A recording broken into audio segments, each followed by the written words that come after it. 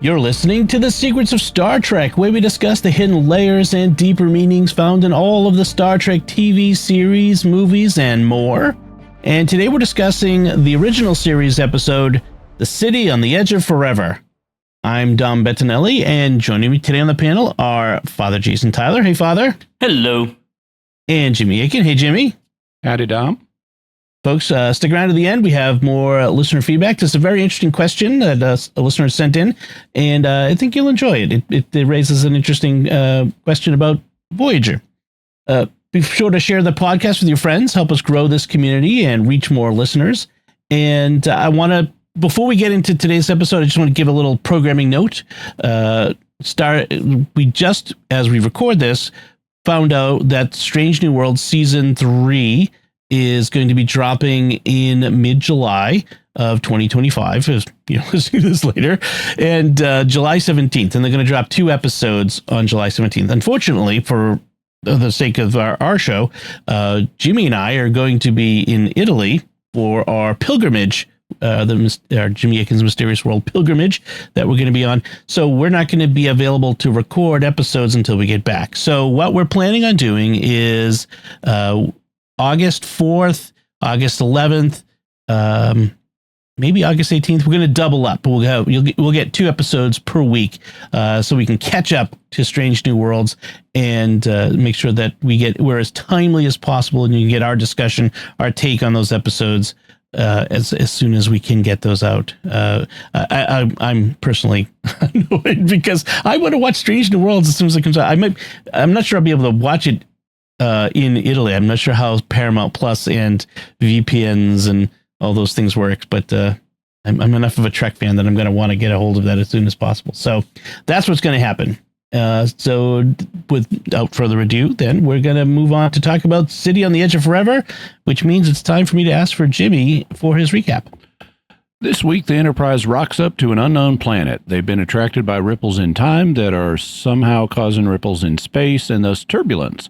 The turbulence shorts out Sulu's console and electrocutes him, but McCoy brings him round with a shot of a drug. And when they plow into another time ripple, McCoy accidentally injects himself with a whole vial of the drug and goes mad. He beams down to the planet, so Kirk, Spock, and most of the gang follow him down. There we meet our old friend Carl, the Guardian of Forever, who plays the movies from Earth history. Though, despite being a super advanced piece of technology, Carl can't adjust his own playback speed. While this is happening, McCoy jumps through Carl into the past, and suddenly the Enterprise vanishes from orbit because McCoy did something that changed history. To fix things, Kirk and Spock go back. They arrive in 1930, where they meet a woman named Edith Keeler, and Kirk promptly falls in love with her. Spock, meanwhile, is trying to build a primitive computer system so he can slow down the read-ins of history he made on his tricorder, because despite being a super advanced piece of technology, the tricorder can't adjust its own playback speed. Eventually, they learn that if Edith Keeler doesn't die, she'll lead a peace movement that will delay America's entry into World War II. This will let the Nazis get the bomb and conquer the world. Soon, McCoy shows up, and Edith takes him under her wing until the drug wears off and he's back in his right mind. As Edith and Kirk are going to see a movie starring someone named Clark Gable, she mentions McCoy. Kirk tells her to stay right where she is and crosses the street to let Spock know that McCoy has arrived. McCoy then comes out of the building, and the 3 friends are reunited.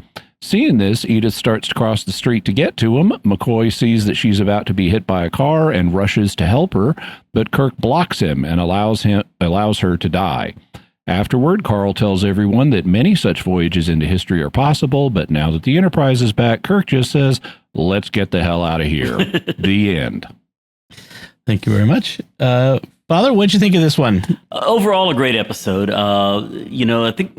Is this our first time travel episode? I'm trying to remember if in the original series. In the original series, yes. Okay. Yeah. So it sets up even some of the idea of why something like a temporal prime directive might be used later, because you can imagine someone like McCoy, if he had gone back just on his own, sees Edith Keeler about to be killed and steps in to save her. But of course, the butterfly effect kicks in, and you'd have the Nazis winning World War II or something. But I remember seeing this a long time ago, and I had misremembered one part of it, and I was had it in my mind that somewhere toward the end, they actually had to push her out in front of that car rather than holding someone back. So I'm glad to see that the ending really was not, someone pushing her into a car. As difficult as it is to allow her to get hit, that's obviously a lot different than being an active agent in the process and everything. But again, overall, a good episode. I think they must have been through the trolley problem a few times. Yeah, exactly. Before everyone writes in, I know you all have run to your keyboards. This is not the first time travel episode. Tomorrow was yesterday was the first time they went back in time. That's what I was thinking. Yeah. Okay. Yeah, that precedes this. Gotcha. But yes, it does establish more time travel lore in this. Jimmy, your take on The City on the Edge of Forever? Well, it's a good episode. It's frequently voted the favorite episode of the original series by folks who both are and aren't Star Trek fans. There's an interesting history behind this episode because one of the things Gene Roddenberry was trying to do with Star Trek was attract actual science fiction writers to it, because a lot of the writers that were available in Hollywood, they were used to writing doctor shows and cop shows and courtroom shows, but very few science fiction authors. And so they didn't really have a sense of the genre. So Roddenberry brought in a whole bunch of science fiction writers, had them watch the original pilot, The Cage, and then said, think about what you could do for us. One writer who they got was Harlan Ellison, who is notoriously cantankerous. And he wrote a script for this that underwent heavy changes. It had the same basic concept of going into the past, and someone goes into the past and changes history and they need to fix it. But a lot of it was different, and Roddenberry made changes, and I think Gene Coon made changes. And then the bulk of this script, the actual filmed script, was by D.C. Fontana. Apparently only 2 lines of Ellison's original survived in the final shooting script. And Ellison had his nose put out of joint by that fact. He wanted to take his name off the project. He wanted to use his pen name for contractual purposes, Cordwainer Bird. But he says Roddenberry basically intimidated him into leaving his name on it. Because people knew that Cordwainer Bird meant Ellison worked on this and was unhappy with what was done to his script. And Roddenberry didn't want that attached to his show because it would deter other science fiction writers from working with him. So he allegedly told Ellison, if you take your name off this, you're never going to work in television again. And so it's different. In the original, it's not McCoy who goes back in time. It's a new crew member named Beckwith, who is actually dealing drugs on the Enterprise. And he kills another crewman named LeBurk, who is about to turn him in. That leads to an order for Beckwith to be executed, and that he ends up on the planet and going through the Guardian, although it's not exactly the Guardian originally. It's a race of Guardians that control time, and then they have to fix things. And Beckwith ends up dying over and over again at the heart of a sun for eternity. And so this was viewed as too ambitious, as, unfilmable on a Star Trek 1960s budget. So it needed to be pared down, and that led to all the write-in changes.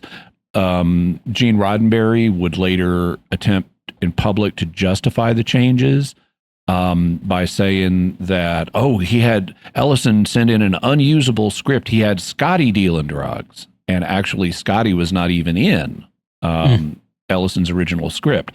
Ellison later published his script. I actually have a copy of it, and it won an award. People really liked Ellison's script, even if it was unfilmable. It also was adapted into a comic book series. DC Fontana's script also won a major industry award. So both versions of the script won awards. It's a good episode. It's not a perfect episode. I was a little surprised in rewatching it that Edith Keeler doesn't appear until basically the halfway mark. So all that romance with Kirk has to happen in a 30-minute period. She makes a big impression, though, very quickly. She does, yeah. And but basically, I thought it was a good episode, and it also was the most expensive episode of the original series to film, even with all the cut downs they did. On the Harlan Ellison stuff, I saw somewhere that Roddenberry said, one of the things he didn't like was the drug dealing crewmen. Like, there won't be drug dealers in the ideal humanity of the future that he, that sort of thing. Of course, that's all been thrown out the window. Yeah.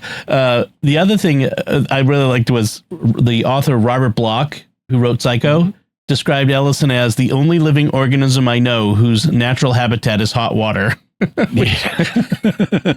of he's always in hot water. Yeah. So I thought that was funny. I had not heard of all that stuff before. Yeah, by the way, on the drug dealing in the future that's now part of Star Trek, I like how on Deep Space Nine at the beginning, like in season 1, they talk periodically about the chemist shop. And at one point someone is talking to, it's either Cisco or Odo, and he says, "I'm sorry, I don't use chemicals." And you know exactly what they're selling in the chemist shop. Yes. I always remember this episode has always left a big impression on me from when I was a kid. And, just the tone is very different from much Star Trek. I mean, it doesn't end in the flutes of happiness. I mean, it's a much different tone and a much different story than a lot of especially first season original series. And I think that's what makes it stand out some. Why do you think it's consistently voted and as the most popular? I mean, is it the pathos of Kirk's impossible choice? Well, it's that, but it's more than that, because you also have a time travel plot, and that makes it interesting. You have McCoy. I mean, DeForest Kelley gets an enormous workout as an actor in this. He's got to play all different stages of being addled by this drug.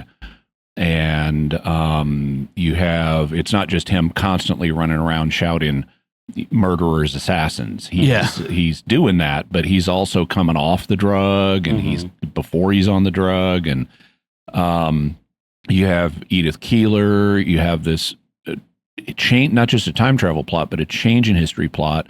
You also get to visit 1930 New York, and that poses challenges for the characters, which are interesting to watch them work through. I particularly liked how this deals not just with the Depression, but with certain aspects of what people were dealing with at the time. Like, you have Edith Keeler's work is running this soup kitchen that basically she's serving a lot of bums, people who have alcohol problems and stuff like that. She mentions that later. A bum meets McCoy, and he thinks McCoy being on the drug, and he thinks that McCoy has been drinking wood alcohol, and which was very dangerous and is not designed for human consumption. Remember, ethanol is edible. Methanol is murder.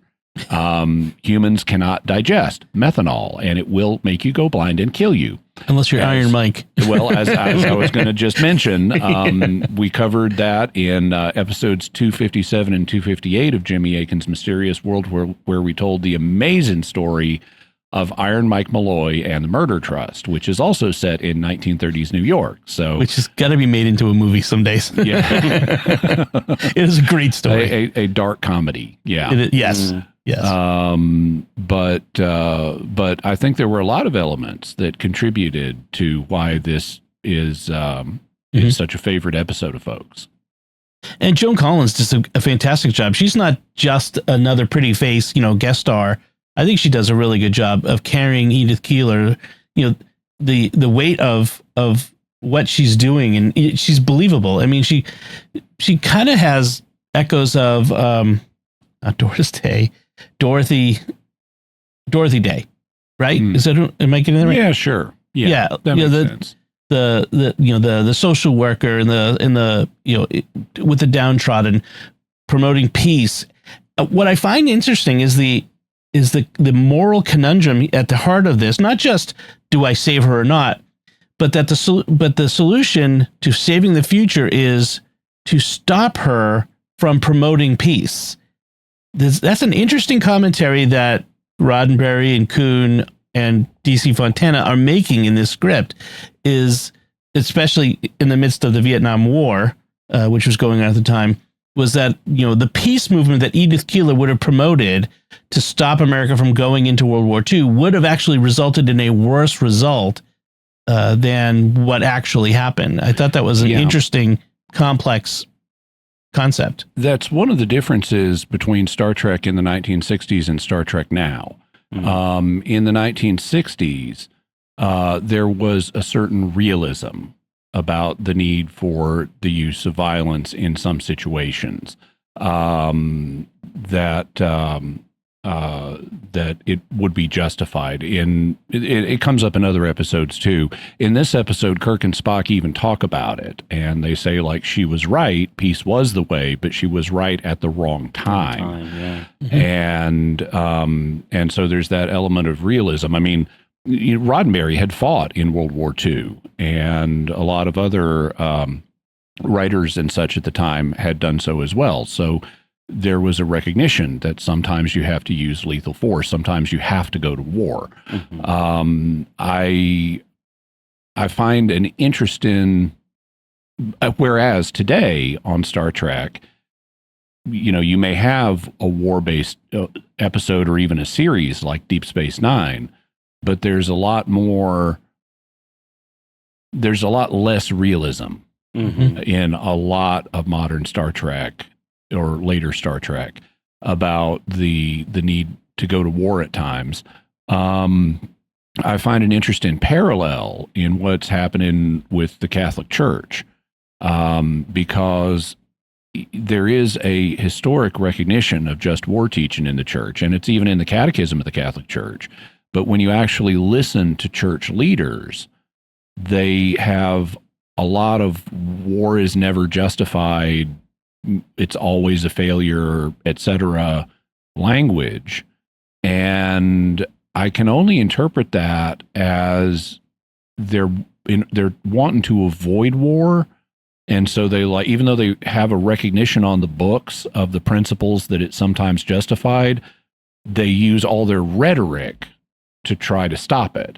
Mm-hmm. And I can understand that. I just don't get the sense that every single churchman necessarily is on board with what they've actually got on the books and would prefer some kind of pacifist doctrinal development here. And that would just, to my mind, be wrong.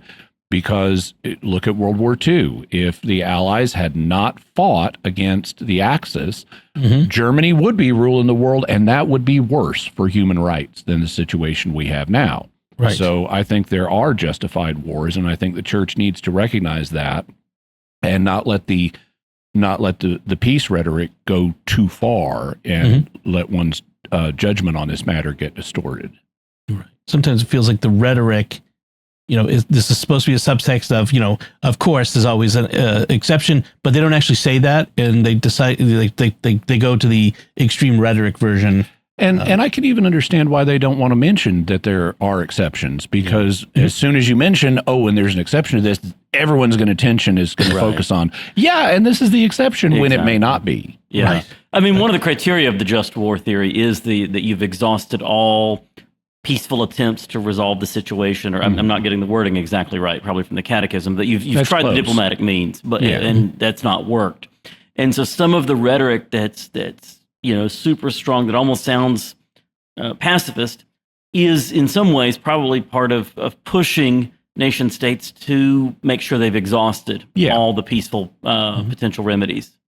Yeah, I just want to make sure that the churchmen who are using this rhetoric know that that's what they're doing, and they're not actually backing off on just war teaching. Right. So Edith is running the soup kitchen, and she's kind of a missionary. I mean, soup kitchens of that era would tend to be run by religious organizations of one sort or another, but we don't really get her. She doesn't really sound like a missionary. She doesn't sound like, someone preaching the gospel. In fact, she sounds a little bit like a social gospel preacher. Right. Or like like Roddenberry, someone who promotes the humanist viewpoint, like because her preaching during the meal at the mission is a lot about the future. She has it's an interesting speech. She says, "I'm not a do-gooder. If you're a bum, if you can't break off the booze or whatever it is that makes you a bad risk, then get out." And then she starts to talk about here's what I think. One day, man is going to be able to harness incredible energies and maybe even the atom that could hurl us to other worlds and some sort of spaceship and so on and so forth. Like she's kind of got this visionary attitude. She's a little bit of Elon Musk going on there. She's been reading her Olaf Stapleton. So in any case, and that's kind of what I think attracts Kirk to her. Well, besides that she's good looking, is this foresight she has. She's a bit of a visionary, but it is interesting that her motivations are not apparently primarily religious so much as just the good of man sort of attitude. Yeah. And this goes along with Roddenberry's irreligious impulses, because he, like in the first Romulan appearance, you have this couple that's getting married at the beginning of the episode, and the original script called for a chaplain to be marrying them, and Roddenberry nixed that. He didn't want a chaplain on the Enterprise, and so he has Kirk he revised it to have Kirk marrying them. And so you've got this obviously missionary figure here, and she does kind of go along with the social gospel that was common in the 1930s. Which was a much more materialistic rather than supernatural vision of Christianity and its role in the world. But I can still easily imagine Roddenberry saying, "Let's nix any religious elements here." Mm-hmm. So going back a bit to the beginning, a couple of nice moments on board the ship when after Sulu's been injured by the exploding console. Why do they put the rocks in the console in the first place? I'm just kidding. But after he's been injured, McCoy shows up and he's got the Cordrazine and a few drops will do it. And I like that moment where Kirk's like, "You sure that's tricky stuff?" And he's like, "Were you going to make a medical comment, Captain?" He kind of puts Kirk in his face and he's like, "Nope." And then, after they beam down to the planet, they bring Uhura and Scotty, and I'm unsure what they're doing there. If you're going to the planet to search for a crazed McCoy, what is Uhura and Scotty doing? Are they familiar faces, friendly faces? Well, that's the non-diegetic reason, and they're actors who need a paycheck this week. Yeah. But if you want a rationale for why they're beaming down to an unknown situation on a planet that has something on it that has time travel capabilities. In addition to your scientist, Mr. Spock, you may want an engineer. And McCoy has beamed down right at the center of the thing, because we're told the transporter at the time that McCoy beamed down was focused on the center of the time disturbances. It's like, how did that happen? Is Kyle anticipating a landing party or something? Maybe he does. Maybe he's like, that crazy Kirk's going to beam down to the middle and say, I might as well get ready. Yeah. But if you're beaming down to the middle of a time anomaly, you may not only want your scientist there, you may want your engineer there, and you may want your communications person there. To translate whatever languages, which doesn't occur a lot in the original series, but becomes much bigger in Strange New Worlds. Uhura is doing a lot of translating. That's true. That's true. So, the machine, it says it's 10,000 centuries old, the Guardian, Carl. The numbers don't. Too. Yeah. Okay. So that's 1,000,000 years. Right. The numbers don't then work when it says, "Before your sun burned hot in the sky, I have awaited a question." And it's like, really, you've been here for more than 4.6 billion years, and no one asked you a question, even though your civilization only died out 1,000,000 years ago. Carl's so dramatic. That's what it is. So Kirk right away starts to think of using the Guardian to change the past. Like he's like, maybe we can go back to yesterday, and Spock says, we can't be that precise. It's the way the time is flowing because Carl doesn't have a dial on him. I know, and neither do tricorders. What's up with that? Or color, frankly. I would hope Carl should have black and white movies. At least when they arrive in the past, it's not a black and white past. That's true.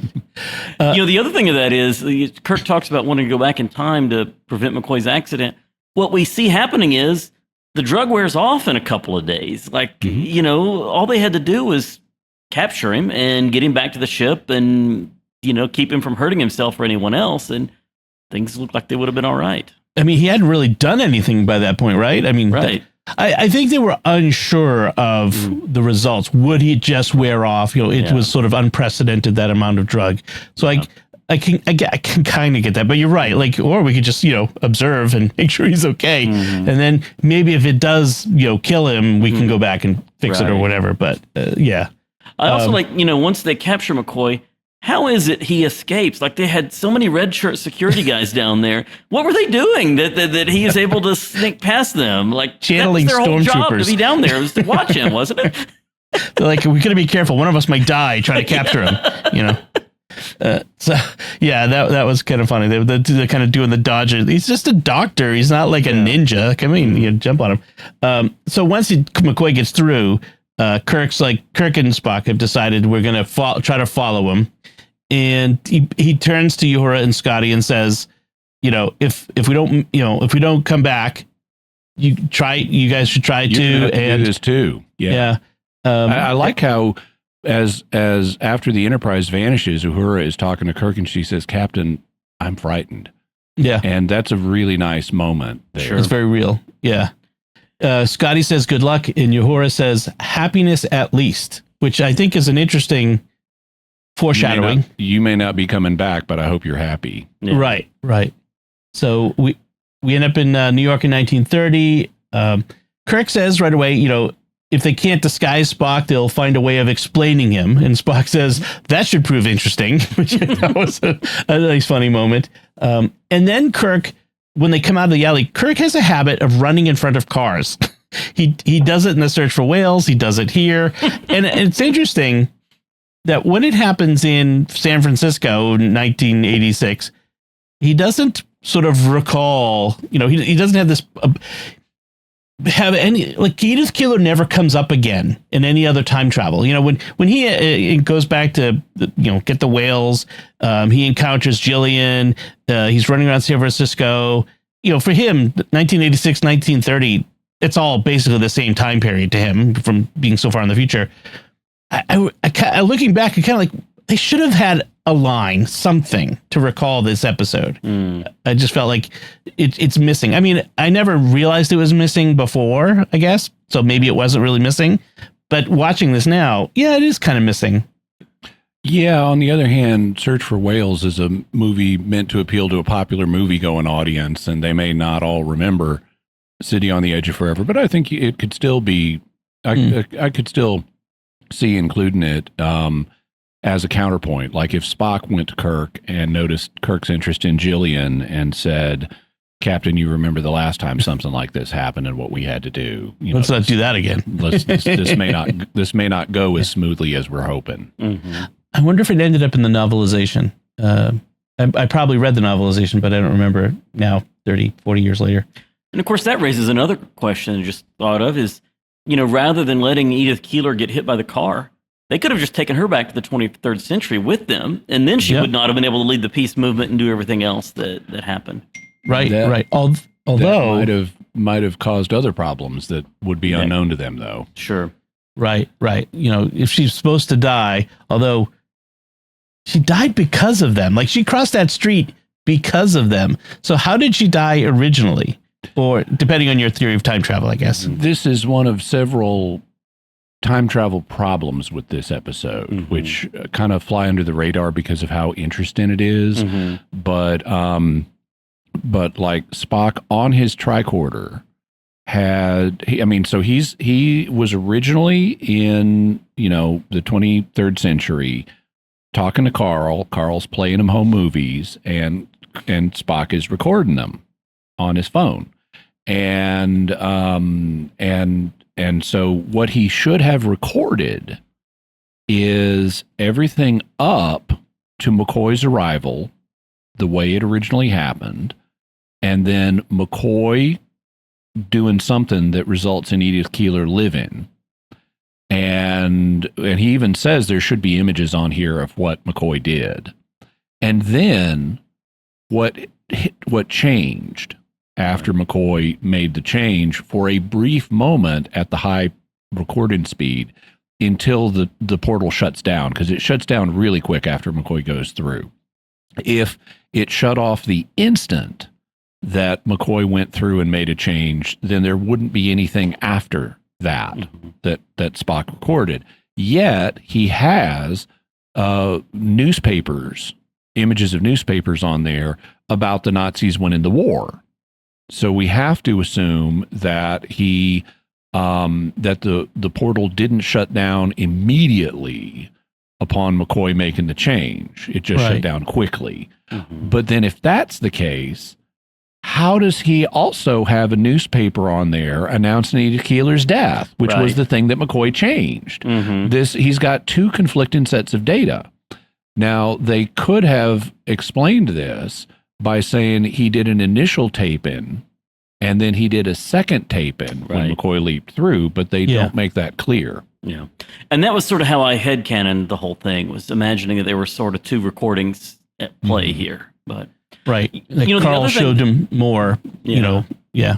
Sorry, go ahead. The other thing that's implied but never really explained is why the landing party is unaffected by the time travel change. You know, when McCoy goes through, the Enterprise disappears, but the landing party's still there, and they obviously still remember the timeline they grew up with and everything. They're not sort of suddenly thrown into this other timeline. So it's like, is the surface of the planet protected from time travel changes or something? And it's implied but not said. Yeah, I assume it's all down to their proximity to Carl. Right.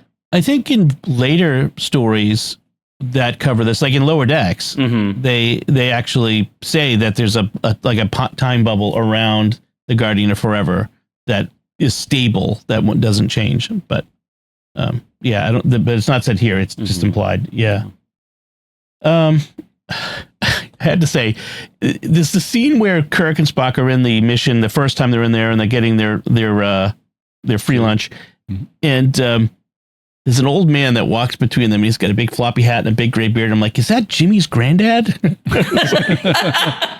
Because I'm like, that could have been Jimmy's granddad in there in 1930. It is interesting that you've got Kirk and Spock face to face talking, and this guy just walks between them. But that guy's beard is nowhere near as long as mine. It is nowhere near as long and red and glorious. Yes, actually, people, not everybody knows this, but so my mother's family. So this is my maternal grandmother.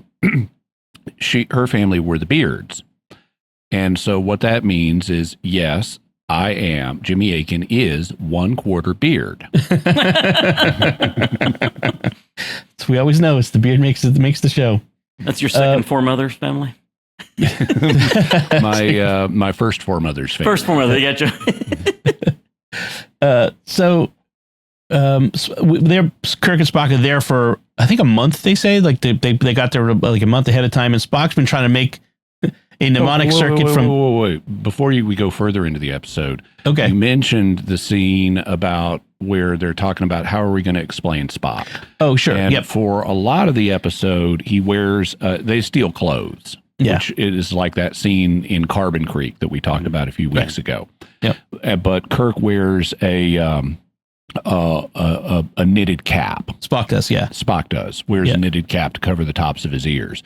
But they don't initially have that. When they're first stealing the clothes, they're confronted by a cop. That's right. And Kirk decides I guess the cop is looking at Spock, and they're both wearing inappropriate clothing for this time period.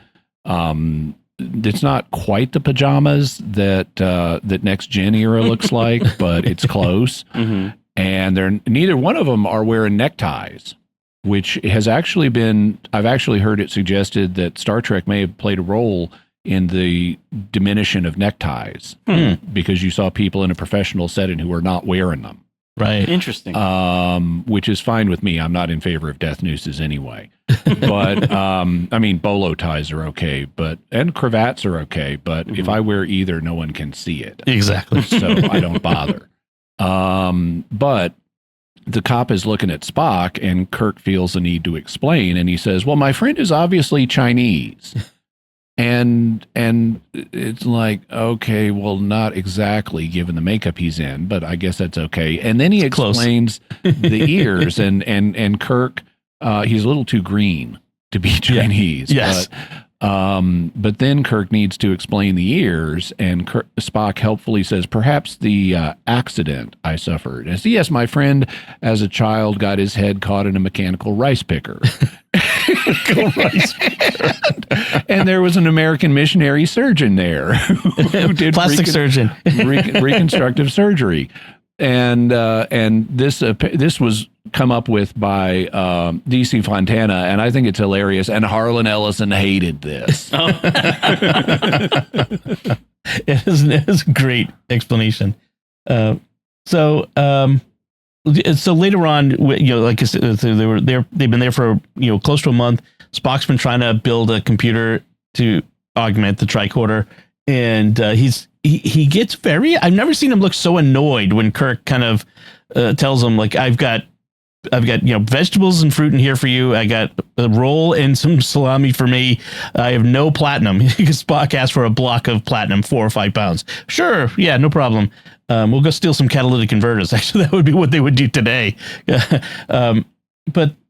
But he says, I'm trying to make a mnemonic circuit using stone knives and bear skins, which is the classic line from this for me. It's always like stone knives and bear skins. And then Spock sees some of the men in the mission working on watches and clocks using watchmaker's tools. So fine precision tools, and says, I need those. I need to borrow those in order to do some work. And Edith catches them stealing them, and Kirk says he charms her basically into not throwing them out. Like, she's like, I don't abide by stealing, and he basically charms her. And this is also the scene where, and they also promised they'd return them by the morning. They're just going to borrow them for the night. And Kirk says, if Spock says he was going to return them, you can take that to the bank. And Spock, I forget the exact line Spock says, but Edith says, Captain, because even when you don't say it, you're saying it. She's very perceptive there with them. And Kirk, I think, starts to realize you can't really put one over on Edith. Like, she's really smart and perceptive. And I like that. Like, the too often female characters that Roddenberry has included they may have been smart, but they were kind of dumb in some ways. The McMasters with Khan, and like, too often.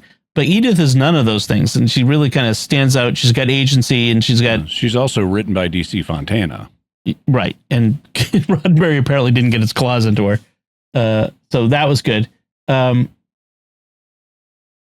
was going to say, so they're walking down the street. There's a great scene. They're Kirk and she are walking down the street. There's an interesting shot where they show them hold hands. You just see the hands clasping, and then in the next shot they're not.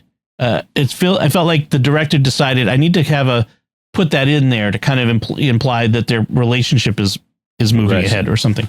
Yeah. Also, if you're talking about them walking around outside, we ought to mention that the 1930s New York, it's weirdly, it's a little vacant. There's not enough people and vehicles and stuff. They don't have the budget for that. But they also are, if you watch this episode and you've watched other shows from this period, including other Star Trek episodes, this is going to be very familiar, because they're really filming this on a lot in Los Angeles. They're not going to New York. Mm-hmm. And so they walk past Floyd's Barber Shop from the Andy Griffith Show. and you'll also notice, this is the same street they ran down in Return of the Archons when they were being chased by the body. And so this is all going to look very familiar. The alternate Earth from the little kids, Miri. Yep. So we also get this is where we get Ida says, let me help, and Kirk says, moment. what does she say? He says, 100 years or so from now, I believe a famous novelist will write a classic using that theme.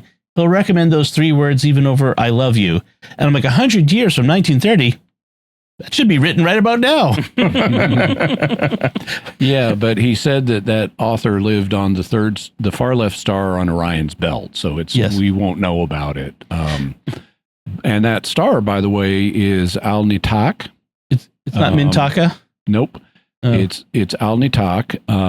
It is also known as Zeta Orionis, and it is a triple star system. It's 818 light years away, and as you can hear with that Al on the front of it, it has an Arabic name. So in Arabic, Al-Nitak means the girdle, which makes sense for a star in Orion's belt. Yeah. Interesting. I was hoping it was Mintaka. Then it would be like, oh, we've had a Mintaka in Star Trek. Mintaka 3, I think it was. So we find out that Edith is the focal point, and McCoy finally shows up.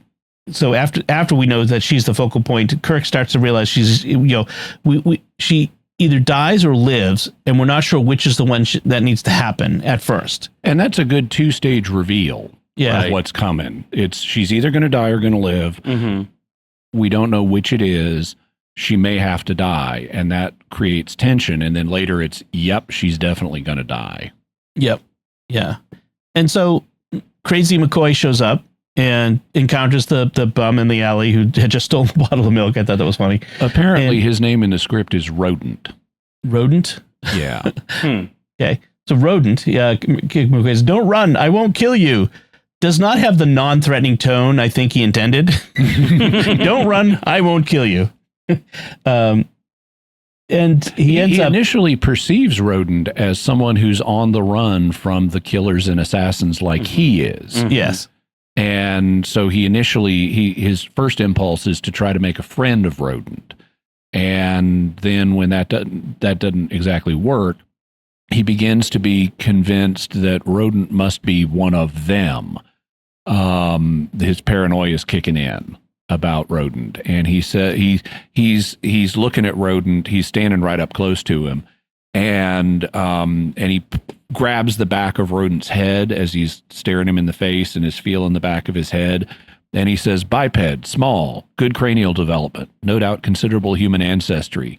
Is that how you're able to fake all this? So now he thinks Rodent is part of the conspiracy against him. Very good. Modern museum perfection, right down to the cement beams. Very, very good. Oh, I'd give a lot to see the hospital. And at this point, McCoy starts breaking down as he starts remembering what medical procedures in the 1900s involved. And he starts choking up and crying and wailing. And he says, probably needles and sutures, all the pain. They used to hand cut and sew people like garments. Needles and sutures, oh, the terrible pain. And I'm not attempting to enact it the way DeForest Kelley did, but DeForest Kelley's acting is really good here. Yeah, it was really good. And he just breaks down sobbing. We do recall that a little bit, comes back again in Voyage Home, Search for Whales, where he's dialysis. What? The doctor gave me a pill that grew a new kidney. But McCoy collapses here, and Rodent, seeing an opportunity, goes through his pockets, finds a phaser, and poor Rodent vaporizes himself and the phaser. Thankfully, the phaser is gone and doesn't get left behind to contaminate the timeline. But poor Rodent. Apparently, he was not important to history, unfortunately. Yeah. Then McCoy ends up at the mission, and we have that classic missed opportunity as McCoy is being led out by Edith. Spock comes in the background. Spock, for all his great hearing, doesn't hear McCoy's voice. So just thought that was funny. So Spock says, later on, Spock and Kirk are talking about, this is when they realize that she has to die. And the whole, she was right at the wrong time, which again, I feel like is a subtext on the Vietnam War, and perhaps on World War II. But he says it can't trace down the precise actions at exact moments. Like, when exactly is this going to happen? And I'm like, don't you have the obituary? Like, which would probably tell you the day that she died and even maybe the details? Well, he only saw the obituary for a moment before the system shorted out and he had to rebuild. And maybe that got erased or something from it. Yeah. So Spock, counsels Kirk. Jim, Edith Keeler must die. We get that very dramatic line. And he says, and it's right on the heels of another dramatic line. Kirk says, Spock, I believe I'm in love with Edith Keeler. And Spock says, Jim, notice the use of the first name. Mm-hmm. Yes. Edith Keeler must die. And then he later will say, when save her, do as your heart tells you to do, and millions will die who did not die before.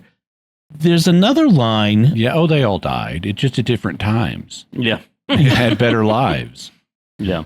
There's another line that Ellison wrote, and I thought it was a really good line that got left out, which was, no other woman was offered the universe for love.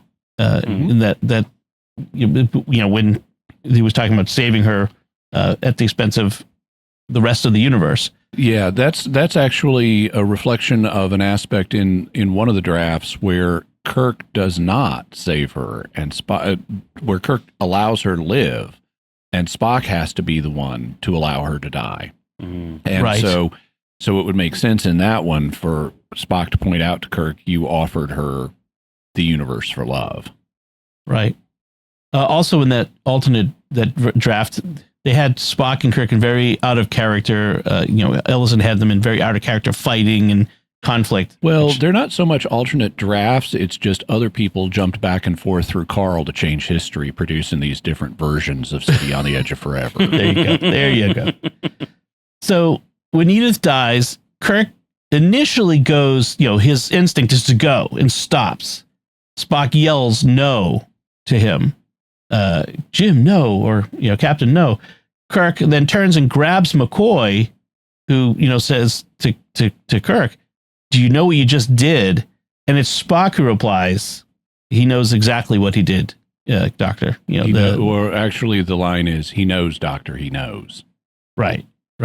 And so an awful moment. They probably off screen some time to explain it and the difficulty. And then we get that line, the Kirk has that look of a haunted man. Let's get the hell out of here. I like how when they come back and Carl is all, many such trips are possible. Let me be your guide to them. And Kirk is, let's get the hell out of here. Yeah. Right. I don't want to do that again. Carl isn't getting Carl's a little Carl. Socially awkward Carl, the Guardian of Forever. That would be an awesome meme, actually. Socially awkward Carl, the Guardian of Forever. Let it be so, people. Make it so. Any other notes on this one, Father? Nope. We covered everything I had. Jimmy? Nope. Let's get to that feedback. This came in on another episode, but it doesn't have to do with that episode, but it's from our friend John on Facebook, who writes in random comment. My daughter and I enjoyed listening to Voyager episodes, Jetrel and Learning Curve. Our family's working our way through all the Trek series, and we're up to Voyager. Surprised how much disdain there is toward Neelix. Sure, he's no Mr. Spock or Sisko, but we enjoy his contribution to the series. A bit clownish, but so is Rom or the Grand Nagus. Either way, enjoying your Voyager episodes right now. Well, thank you. I'm glad you're enjoying our Voyager episodes. When it comes to Neelix, he gets much better as the series goes along. In the early seasons of Voyager, when Kes was around, he was written to be an insufferable jerk.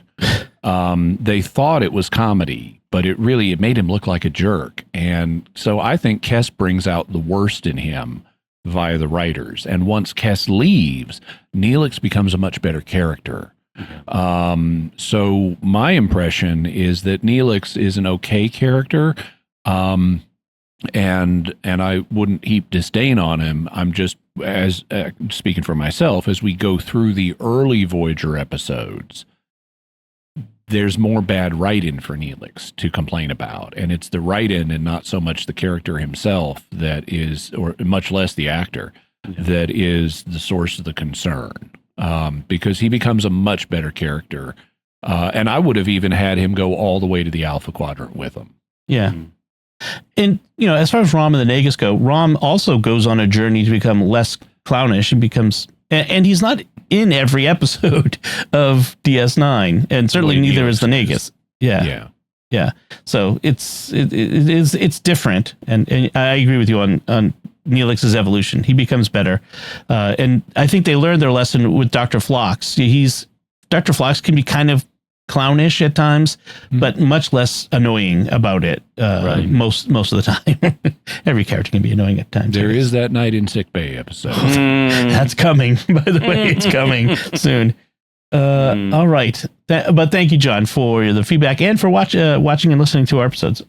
So we'd like to take a moment now to thank our patrons who make it possible for us to create the Secrets of Star Trek, including Luis M., Matthew G., Kenny P., Glenda N., and Tabitha M. Their generous donations at sqpn.com/give make it possible for us to continue the Secrets of Star Trek and all the shows at StarQuest. And you can join them by visiting sqpn.com/give. So that's it from us. We'd love to know what you think of The City on the Edge of Forever. You can let us know by commenting on the show at sqpn.com/trek, our Facebook page, facebook.com/StarQuestMedia. Send an email to trek@sqpn.com. Visit our Discord community at sqpn.com/discord. Watch The Secrets of Star Trek on our YouTube channel at youtube.com/StarQuestMedia, where you can leave a comment, but also subscribe, hit that bell to get notifications. We'll be back next time when we'll be discussing the last Star Trek movie, Star Trek Beyond. Until then, Father Jason Tyler, thank you for joining me and sharing The Secrets of Star Trek. Thanks, Dom. Jimmy Akin, thank you as well. Now I'll have to finish watching Star Trek Beyond. live long and prosper. And once again, I'm Dom Bettinelli. Thank you for listening to The Secrets of Star Trek on StarQuest. And remember, a lie is a very poor way to say hello.